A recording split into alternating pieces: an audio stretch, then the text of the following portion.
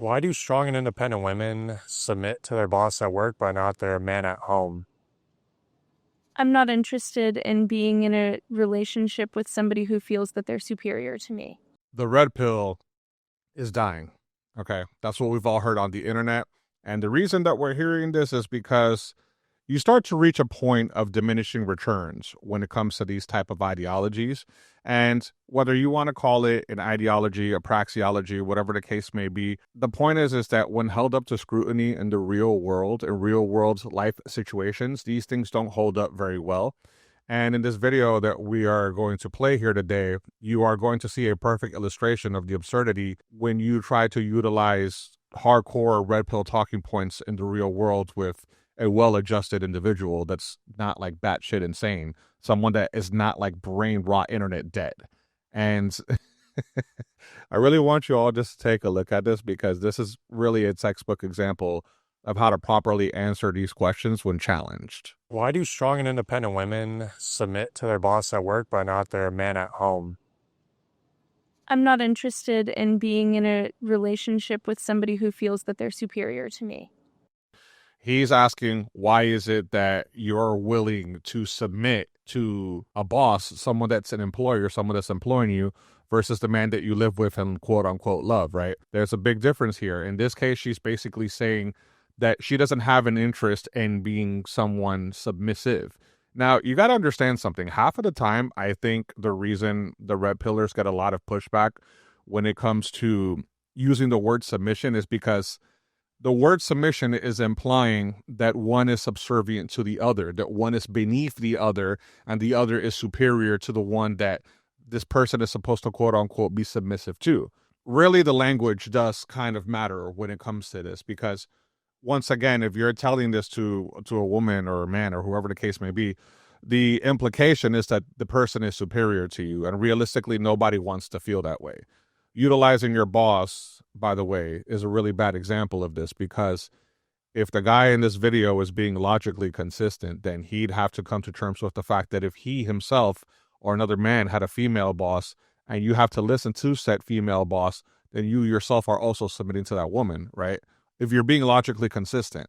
But realistically, what's happening here is that he's trying to utilize this as a display, as an example of why the woman should submit. But it's really a bad comparison. It's not really analogous because an employer is paying you to do a job. You're not being paid to submit to the employer. You're being paid to perform a function that you are exchanging your time for money.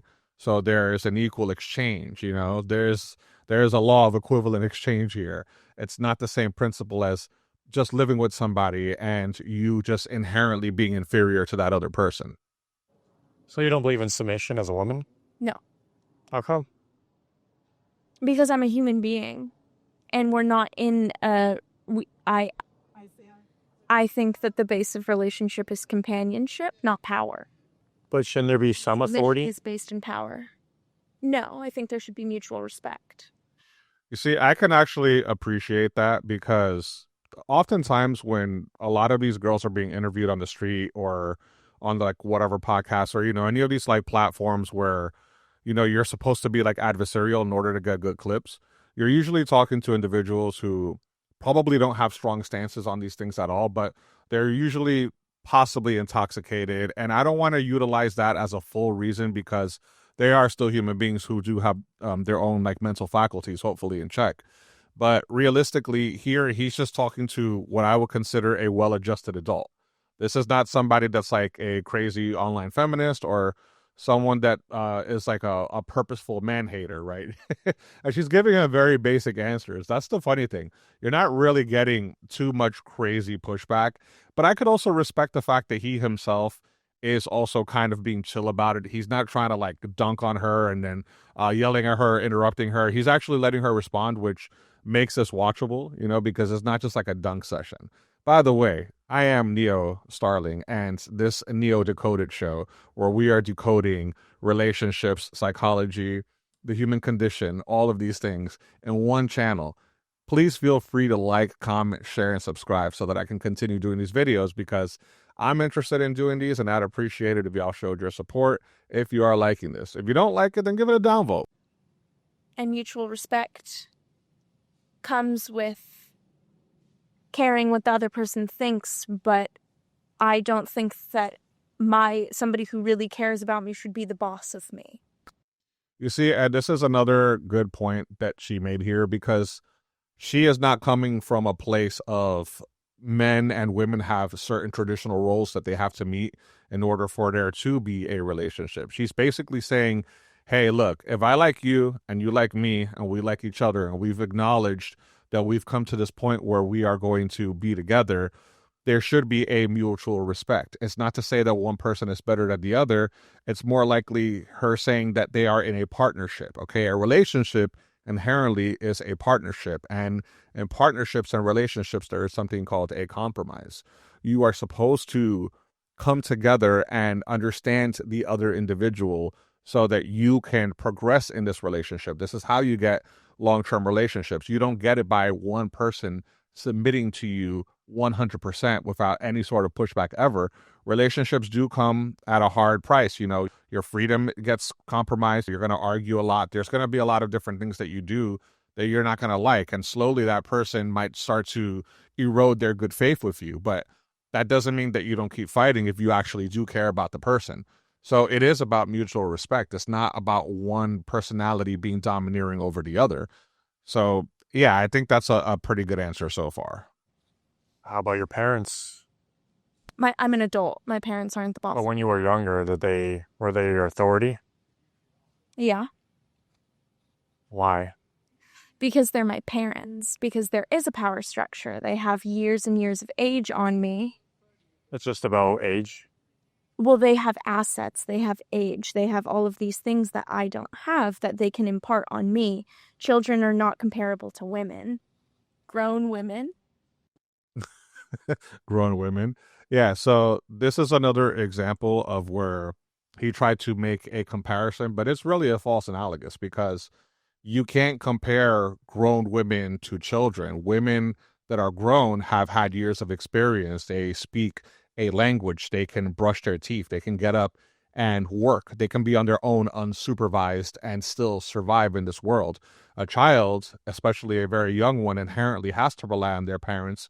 There is a power structure there because, once more, the parent is older, they're wiser than you, they have the capital in order to take care of you, you know, so you can't really make that comparison. Now, even if the woman wasn't working and she was just like a stay-at-home wife or a stay-at-home girlfriend and the guy was the one doing all the work, it's still disingenuous to sort of make that comparison, because realistically, again, there is a distinct difference in the way your minds are developed, you know. If you're a fully functional, well-adjusted adult that can work and has the ability to have relationships with people and have relationships in a work environment, then you really can't make the same comparison. The child can't drink alcohol because their bodies are too young to be able to hold the strain of drinking that alcohol, and they can injure themselves or possibly perish, right? The same thing with driving a vehicle. You're not going to give the child the ability to drive a vehicle, but an adult can drive a vehicle. Now, granted, I know what you're saying. 16, you can get your permit, your license, yada, yada. But at that point, you're not a child anymore. You are now a teenager. You are now in the next stage of your evolution, so to speak. So this was a really bad comparison here. And, you know, first and foremost, shout out to this girl. I don't know who she is, but I think she did a really good job of deconstructing his points without being rude or obnoxious. She was able to calmly do it. And I also kind of appreciate the fact that he didn't really interrupt her. He sort of let her get her points across, because one thing that happens in these spaces is that when the woman starts to make any kind of point, or if the guy feels like they're being interrupted, they just like cut them off. And then, you know, that naturally enrages the person that they're interviewing, and they do that as a bait tactic in order to get likes, clicks, you know, things of that nature. We all know how the game works, right? This is not something that's like out of the ordinary. But I wanted you all to show you as an illustration how the absurdity of a lot of these talking points really falls when challenged to the slightest bit of scrutiny. And what we saw here was a really good, perfect example of that. So I will say in closing, making the comparison between children, bosses, parents, whoever you're making any comparison towards, it should make sense in order for you to get your points across. If not, then you're sort of just like throwing stuff in the air and hoping that you make some sort of coherent point.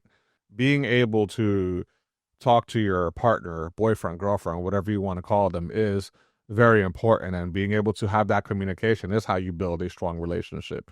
If you want to know how that's done, then check out the video up here, because I show you another example of when someone communicates incorrectly and it ends in disaster. Anyway, with that said, deuces.